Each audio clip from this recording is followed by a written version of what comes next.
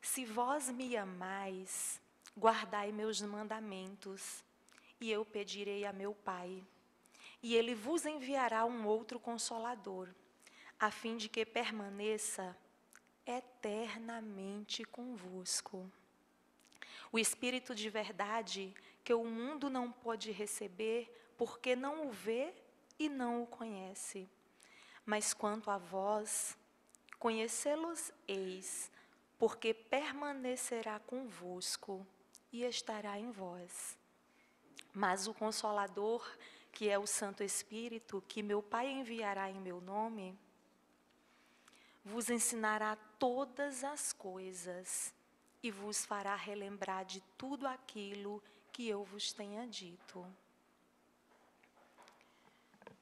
O interessante é que quando Jesus falou desse Consolador prometido, é como se ele não falasse exatamente para todos, porque ele fala aqui, vós que me amais e vós que guardais os meus mandamentos. O que seria guardar os mandamentos? Pegar uma Bíblia e botar dentro de uma gaveta? Não, né? É guardar no coração. É pegar realmente as lições do Mestre e incorporá-las à nossa vida, guardar conosco. Porque quando esse Consolador chegasse, ele não seria algo desconhecido para nós. Ele falaria de coisas que nós já sabíamos, mas que estavam esquecidas em nós. E o que é o Consolador prometido? Quando Jesus fala isso para a gente, o que a gente entende? Ele vai pedir para que ao Pai, vai rogar ao Pai, que envie um outro Consolador. É importante a gente ver um outro Consolador, porque Jesus foi um grande consolo para todos nós. Ele veio nos mostrar, ele não veio trazer palavras, escrituras, ele veio vivenciar, ele veio exemplificar, veio nos mostrar que nós somos capazes de ser pessoas melhores. Então isso é muito interessante. Então isso foi um consolo muito grande, porque ele mostrou, ele fez. Então por mais que demore, que leve um certo tempo, nós também seremos capazes. Né? Então quem seria esse novo Consolador, esse outro Consolador que ele rogaria ao Pai que nos enviasse? Que nos falaria de todas as coisas e nos relembraria tudo aquilo que o Mestre Jesus já tinha nos deixado. E detalhe, a gente percebe com essas palavras que não seria uma pessoa, não seria alguém que encarnaria novamente entre nós para trazer esse exemplo. Porque como ele fala aqui, é um Consolador que ficaria eternamente conosco.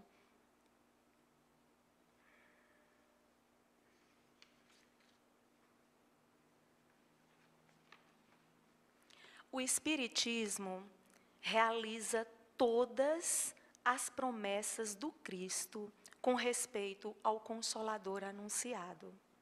Enquanto que as religiões pregam o fanatismo, desenvolvendo o crer sem pensar, uma fé cega, irrefletida, nos impondo a imagem de um Deus sentado em um trono, um Deus de preferências, um Deus que se irrita, um Deus que nos culpa, que nos castiga, que nos condena. Hoje, eu fui visitar uma pessoa que está internada em um hospital, e lá encontrei com várias outras pessoas que também iriam visitá-lo. E a gente conversando a respeito, né? A pessoa, ela participa de um grupo religioso. No caso, a gente sabe que o Espiritismo não é uma religião.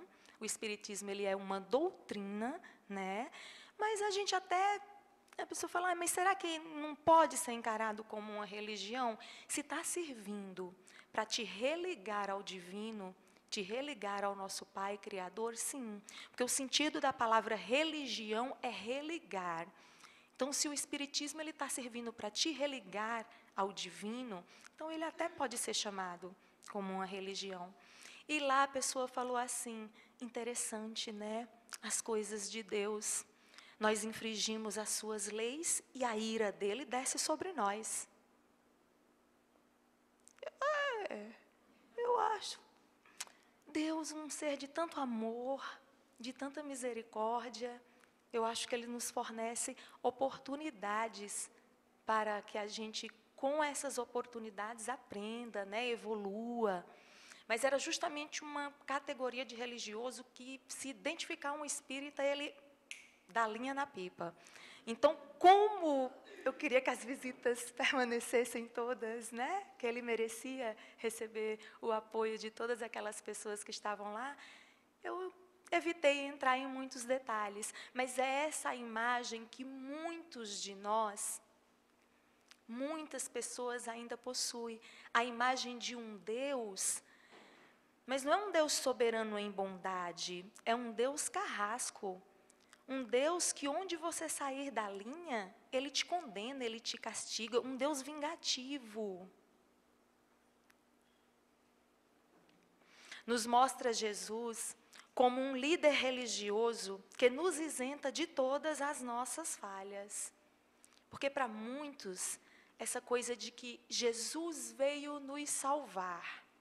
Ah, então tá, eu vou fazer tudo o que eu quiser fazer. Quando tiver faltando pouquinho tempo, ou que eu adoecer, que eu tiver numa situação já complicada, aí eu me arrependo e está tudo certo. Porque Jesus, Ele já veio, Ele já tirou todos os meus pecados, Ele veio para nos salvar. Então essa é a imagem que se tem de Jesus, um líder religioso. O Espiritismo, a gente vai ver mais para frente que o Espiritismo, ele passa para a gente uma outra ideia desse Espírito maravilhoso, desse nosso governador que nos acolhe, que nos ama tanto, que nos protege, mas que deixa que, através do livre-arbítrio, a gente realmente tome posse dessa oportunidade que a gente veio. As religiões nos dão um mundo sem perspectiva, onde tudo começa no berço e termina no túmulo. Então, que interesse alguém pode ter em se melhorar?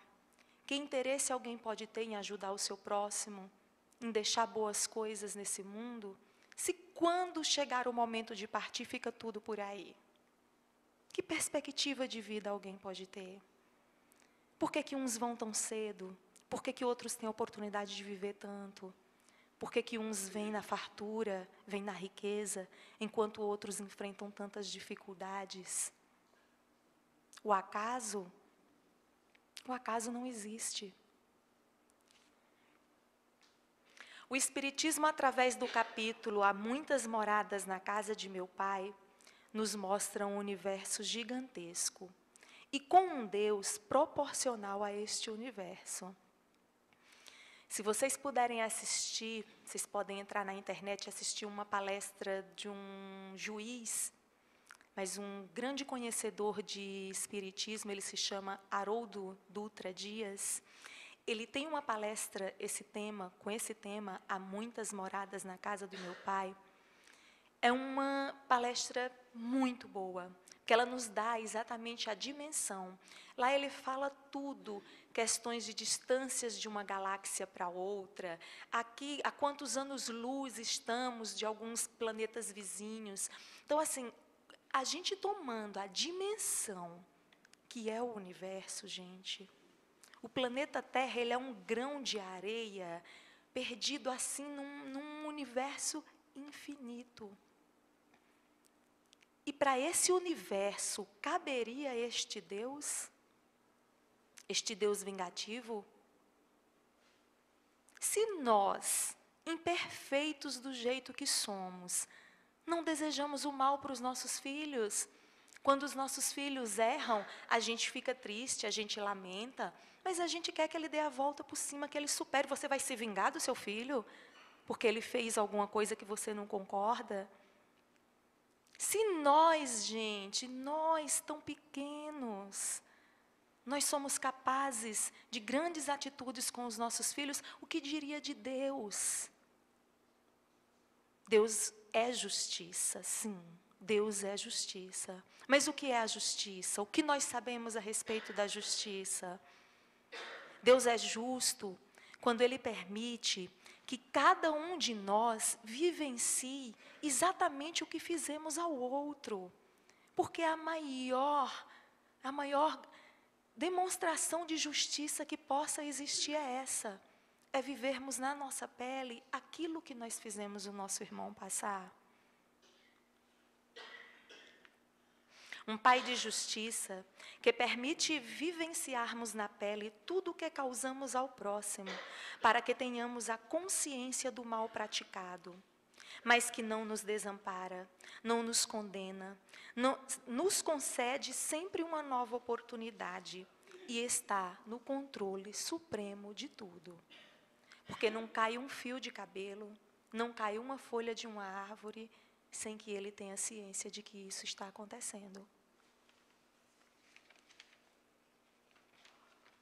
O Espiritismo nos mostra Jesus como um grande Espírito que veio nos ensinar, através do seu exemplo, o caminho em direção ao Pai. Um Espírito que também abraçou a missão de ser nosso governador planetário. Ou seja, nada está solto, nada acontece por acaso. E este governo não se corrompe. Por isso, tudo tem uma causa de ser. O Espiritismo nos convida ao conhecimento, estimula o pensamento, nos tira da condição de vítimas, de condenados, para nos mostrar os seres cósmicos que somos. Como pode existir uma maneira melhor de consolar um ser do que tomarmos posse desse conhecimento de que já viemos de outros lugares e que aqui é só uma passagem. Por mais difícil que seja o momento que cada um de nós possa estar enfrentando, com dificuldade de doença, de alguém que amamos muito ter precisado partir, mas sabemos que é temporário, porque os espíritos que se amam, eles se procuram e eles sempre se reencontram, se auxiliam. Então, cada um tem seu momento, cada um já traz a sua bagagem, já traz um tanto de aprendizado. Então, na maioria das vezes, raramente desencarnam duas pessoas. A gente já viu, se a gente procurar, a internet tem tudo. Eu já presenciei casos de pessoas que, a gente sabe, a gente vê direto, famílias que desencarnam juntas, casais que viveram muito tempo junto e desencarnam juntos. Um desencarna poucos minutos, o outro também desencarna. Mas tudo tem um propósito. O porquê de alguns precisarem ir antes e outros precisarem ainda continuar, é uma coisa que, apesar da gente não ter a ciência no momento, mas a gente tomando posse do conhecimento, você adentrando verdadeiramente no Espiritismo, ele nos traz todos os esclarecimentos. E aqueles que ainda não conseguimos entender, é porque ainda não nos são permitidos. A nossa mente não tem condição de dar conta de tudo. A gente tem um professor que dá um curso às segundas-feiras aqui nessa sala, nas segundas-feiras, que ele sempre faz uma comparação muito interessante. É como você querer colocar um pendrive em um computador daqueles de antigamente que a gente usava disquete. Ai, gente, tem alguém aqui que já ouviu falar de disquete? Deixa eu ver, tem. Tem, ai. Já pensou se todo mundo olhasse para minha cara, disquete, sua velha? Então, assim, é a mesma coisa que a gente querer colocar um pendrive num computador daquele. Então, tem coisa que realmente ainda não nos é possível conhecer devido ainda à nossa imperfeição, à nossa visão limitada das coisas. O Espiritismo nos mostra a necessidade de muitas vidas, muitas experiências em ambientes diferentes para o nosso aperfeiçoamento espiritual. Ah, não sei, tem gente que comenta, eu até gosto do Espiritismo, mas não consigo entender a coisa da reencarnação. Eu, particularmente, acho a coisa mais compreensível de tudo. Porque tudo tem a ver com a reencarnação, com o que nós já trazemos e com o que vai acontecer conosco ainda depois. O nosso presente hoje, as nossas atitudes hoje, preparando o nosso futuro. Preparando o que precisaremos fazer para compensar coisas que estamos vivenciando hoje. E coisas, gente, que se observarmos à nossa volta, no nosso dia a dia, só tem explicação com a reencarnação. Como você explica que uma criança de 5 anos possa falar 3 idiomas? Como a gente explica esses vídeos que a gente assiste na internet, crianças pequenininhas tocando piano, tocando instrumentos musicais como se fossem estudantes de décadas. E são. Pode ter certeza que são. Por quê? Porque Deus não concede privilégios. Deus está acima de tudo, Deus está acima de qualquer sentimento que a gente tem. Não é como a gente, que a mãe dá uma caixa de chocolate para as crianças e diz, divide. Aí ele bota 2 para mim, 1 para tu, 1 para ele, 2 para mim, 1 para ele, 1 para tu. Sabe? Tem até uma musiquinha que fala disso, 1 para mim, 2 para tu, e não sei o quê. Então, assim, não é desse jeito. Deus está acima de vantagens, de privilégios. Tudo é de acordo com a bagagem que cada um já traz consigo. O Espiritismo dá um novo significado para a dor, para o sofrimento. Quando nós perdemos alguém querido, saber que aquilo ali não é definitivo, saber que mais à frente esse reencontro já está programado. Saber que não só essa pessoa que nós conhecemos, mas muitos outros espíritos que vieram antes de nós, que nos aguardam ansiosos quando chegar o nosso momento de partir. Espíritos que já foram famílias aqui na Terra, já foram família em outros lugares, e que estão na nossa verdadeira casa, porque aqui não é a nossa casa. Nos apegamos a tijolos, né? Nos apegamos a uma mobília bonita, vai ficar tudo aí. Essa não é nossa casa. É um terreno alugado, emprestado, onde a gente precisa viver por um tempo. Isso tudo vai ser devolvido depois, quando nós voltarmos para a nossa verdadeira casa, que é no mundo espiritual. Quando nós entendemos que a doença, ela não veio para nos maltratar, ela não veio para nos tirar as pessoas de quem gostamos.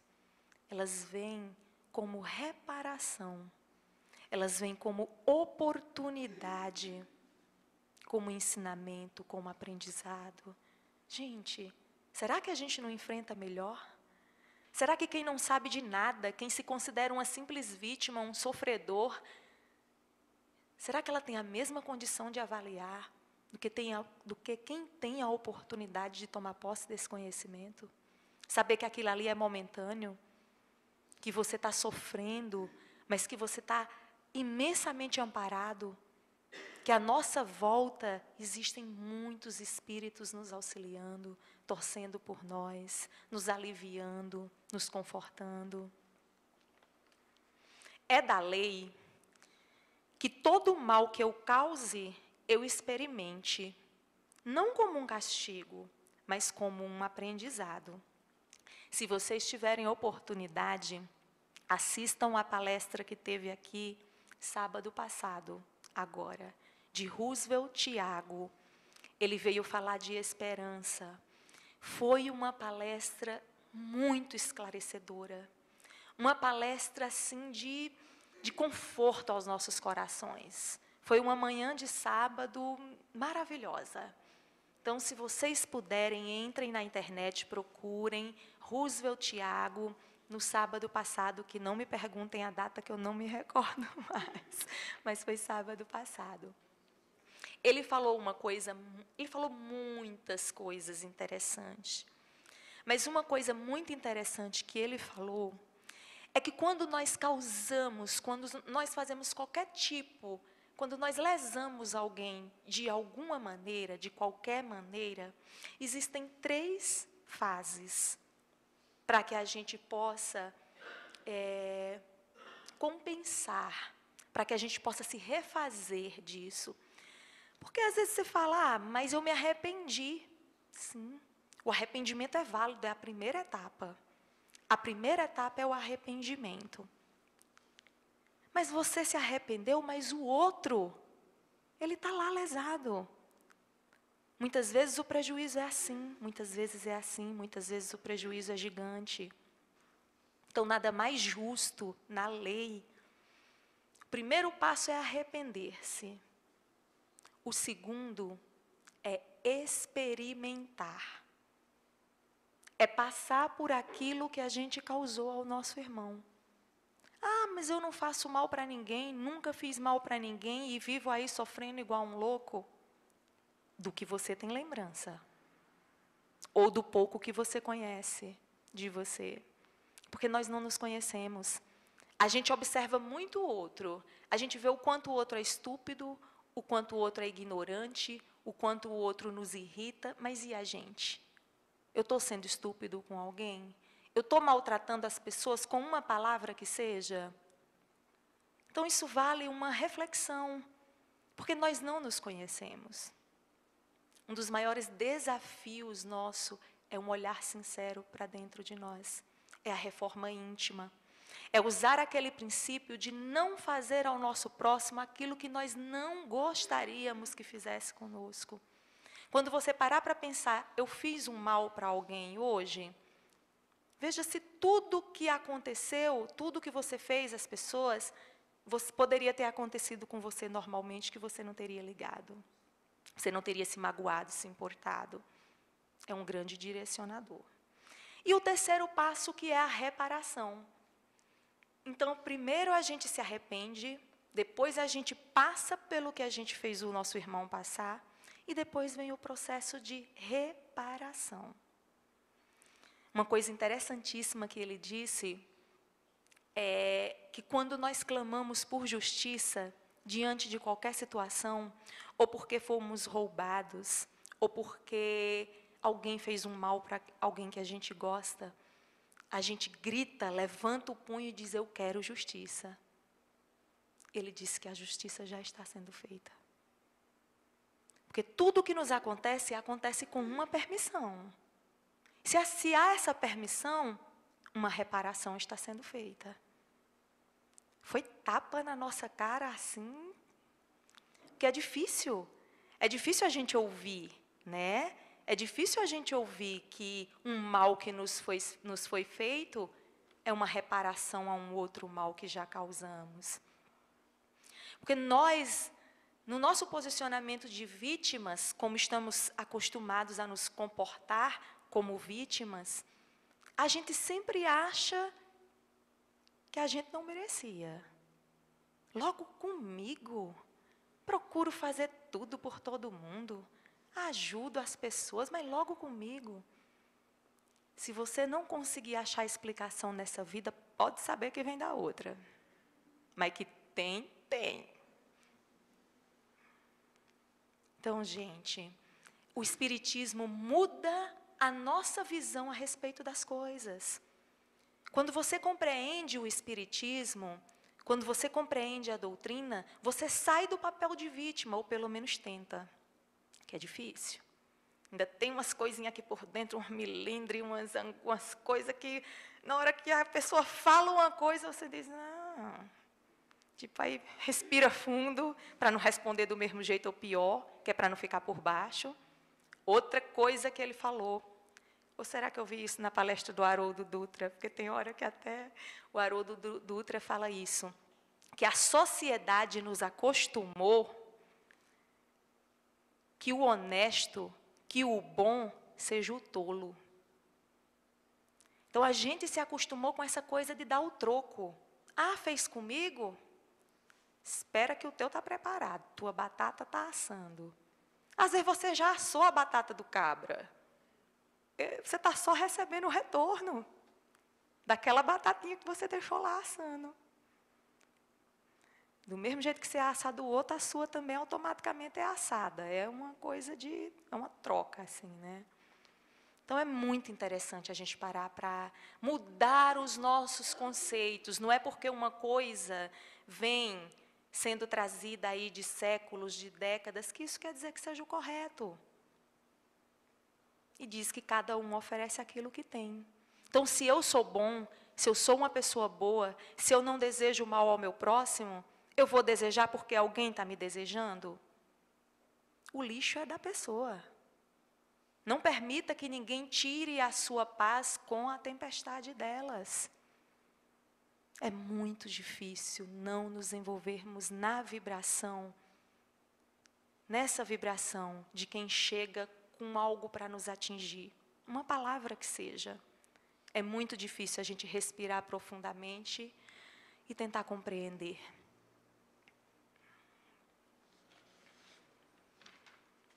E os laços de família, as afinidades. Se tudo começasse no berço e terminasse no túmulo, o normal seria que as afinidades fossem iguais. Ou, no máximo, que nós gostássemos mais daqueles que convivemos mais. A gente sabe que não é assim. Às vezes, pai, mãe e filho, só são 3 numa casa. O pai se dá melhor com o filho, a mãe não suporta, o filho não suporta o pai ou suporta a mãe. Por quê? Se tudo começasse com o nascimento e terminasse no túmulo, como explicar essas afinidades? Como explicar que pessoas do nosso convívio, a gente olhe para essas pessoas e chegue a arrepiar? E como explicar o amor que sentimos gratuitamente por determinadas pessoas? Pessoas que muitas vezes encontramos poucas vezes, às vezes acabamos de conhecer, e temos um sentimento bom, um carinho, sabe, algo assim que nos toca o coração realmente. Os verdadeiros laços são os espirituais. Os espíritos que se amam sempre se buscam, se auxiliam e se reencontram. A experiência na carne é uma ligeira viagem. A nossa verdadeira morada é o mundo espiritual. O mundo não caminha sem um propósito, ao léu, mas somos respeitados em nosso livre-arbítrio. Os espíritos podem nos intuir, nos inspirar e vibrar por nós, mas a tarefa compete a cada um fazer.